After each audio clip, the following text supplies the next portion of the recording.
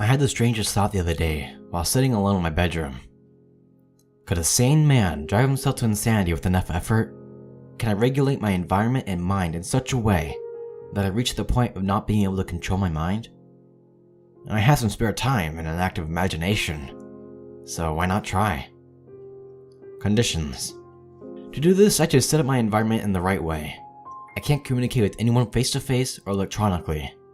I told my parents and my brother I was going away on a hiking trip and possibly wouldn't have service, so they will not suspect a thing.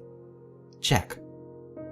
I'm going to isolate myself, stay in my bedroom, and only get out when absolutely necessary. I will not leave my house. Check. I have to be constantly aware of my thoughts, or as constant as I can muster. Ask myself why I'm doing everything I'm doing. Why am I having the thoughts that come in my head? Am I in control of them? Do they come naturally? Don't stop questioning. Check. Think existentially. The world is small. Why am I here? Am I actually in control? Am I predestined? Thoughts like that. Check. I'm gonna try and sleep regularly. I will not be keeping track of time and do not have a window to gauge daylight. I do not want to know how much time is passing. Check. Last but not least, complete isolation from activities. No phone, computer, books, or anything. I'm alone with my thoughts. Every night I'll write in my journal how the process is going, but that'll be it. Check. Day 1. And this is more boring than I expected. I've paced around my room a little over 320 times today.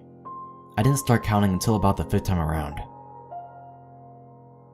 Only have one dim-lit lamp in my room on the nightstand next to my bed. My room is so bare, nothing on my walls. I have a dresser facing my bed with tan handles, 5 drawers made of wood, about 6 feet tall. Not literal 12-inch feet, but 6 of my feet tall. I've been counting a lot and measuring things in my room out of boredom. I have 56 wooden floorboards in this room. It's very quiet. I'm not used to it being this quiet. It's almost sickening. It's causing a ring in my ears, so I hum to myself just to hear anything but that god-awful roaring silence. Day 2. It may be day 3. My internal clock has told me I've been awake for about 20 hours. Slept for maybe 5, and then been awake for another 20. I can't be sure though. I started to deal with the silence by talking to myself. I'm not crazy talking to myself or anything. I know I'm in control of it. I just do it to pass the time and make sure I don't forget what my voice sounds like. I'll make up scenarios in my head and then say them out loud. It feels like rehearsing for a middle school play. I wish I had carpet in my room. Day 3. Maybe. I started to question if I'm dreaming, because I started dreaming about this room, and only this room. It seems like I hadn't left in weeks. If I stare at my plain off-white wall long enough, I begin to see static all across it. Is that normal? I feel like that happened before, but now I'm just hyper aware of it. My new greatest pleasure is going to the bathroom. It feels like I'm treating myself. I have one connected to my room. It's like a little vacation. I wish I had a shower though, I'm starting to smell. Day something. I don't like this. I suppose that was the point, but I truly believe I'm breaking. I was convinced that the police showed up at my house today. I heard sirens in the distance from my bed as they grew louder and closer. They stopped. I stood up and put my ear to the door and listened carefully. Bash! It sounded like they had broke down my fucking front door. I couldn't decide whether to scream at them or hide, but screaming would go against the rules of the experiment. The police wouldn't just break into my house like that. What if I had imagined the sirens, but the door breaking in was real? I quickly threw myself under the bed and lifted up the loose floorboard that I used to hide weed in back when I was in high school. I squirmed my way in and placed the floorboard back in its spot. I guess it's a good thing I don't have carpet yet. I swear I could hear them walking around my room, sometimes slow, sometimes sprinting. I still reeked, and I was afraid they'd smell my BO and find me. Then I had a peculiar thought. Imagine the sirens. I could have imagined any of this, The footsteps included, right? I mean, I had been hearing faint voices and sounds of background music earlier that day. And I knew that wasn't real. It was probably from sleep deprivation. I had no reason to hide from imaginary sounds. I climbed out and looked around. No one was there. Jesus Christ, maybe I am going insane. Someday. I have lost it, I have. Maybe it's the restlessness, or maybe it's sleep deprivation. Maybe it's a lack of sunlight. Or maybe it's me being unable to keep track of time. But I've had enough of this shit. I'll do it for one more day. I thought about killing myself today. Last day. I woke up from a dream that someone was breaking into my house. I was just sitting in my bed minding my own thoughts when I heard the door bash in again. I heard a stampede of souls rush straight to my door. The handle of the door jiggled and the banging commenced. It was my parents and my brother. They were beating on my door, asking where I had been and why I wasn't answering their calls. They said it had been months since I had last spoken to them. This time I knew I was dreaming. I knew it had been months I'd been locked in this room. Maybe a week at most.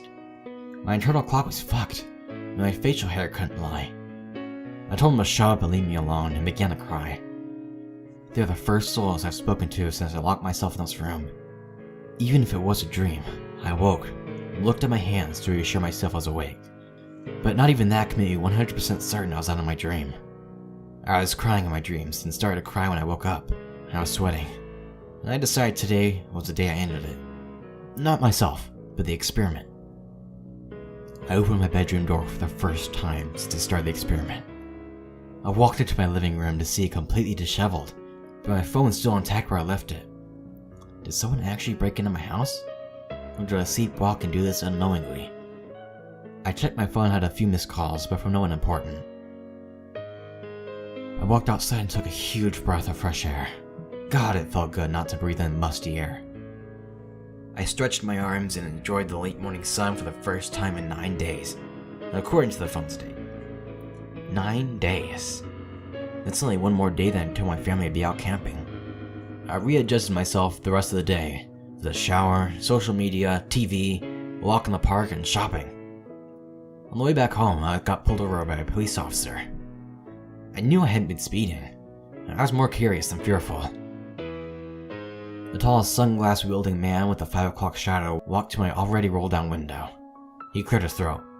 Carter? Carter Miller? He knew my name. Yes, Officer Graham. I read off his badge. Can you please step out of the car? What's this about, officer? You're a suspect in the disappearance of your mother, father, and brother, Lee James and Michael Miller. I was stunned, flabbergasted. Oh God, officer, I just got back from a camping trip yesterday, and I haven't been able to contact them since. I was on my way to the station right now to file missing persons reports. I had worry threaded through every word of my sentence. I just went to their houses and they weren't there. Do you... He cut me off when my words turned to sobs and bluntly asked, Where'd you go camping, and when? I pulled out 2 plane tickets from my glove compartment. One, a flight from Atlanta to a small airport in Colorado, and the other, a return ticket. I handed them to him, and he sighed, and asked me if I could come to the station for questioning. Of course! Anything I do to help. I'll be there at 4 p.m. sharp. It only took me 5 minutes to get back to my parents' home, where I'd been staying the past week in my old bedroom. It took another 15 minutes to unload the carpet rolls from my trunk and move the minimal furniture out of my room. I stapled the shag carpet over the old floorboards, now relentlessly reeking of decay from underneath. It looked good. It took only about 10 minutes to build up enough believable tears and arrive at the police station. I just couldn't stop thinking about that beautiful carpet in my room though. I don't think the police suspect me. I bought real plane tickets after all. I had rehearsed my lines enough over the past week to be beyond believable. I guess you can't drive yourself insane. Just guilty.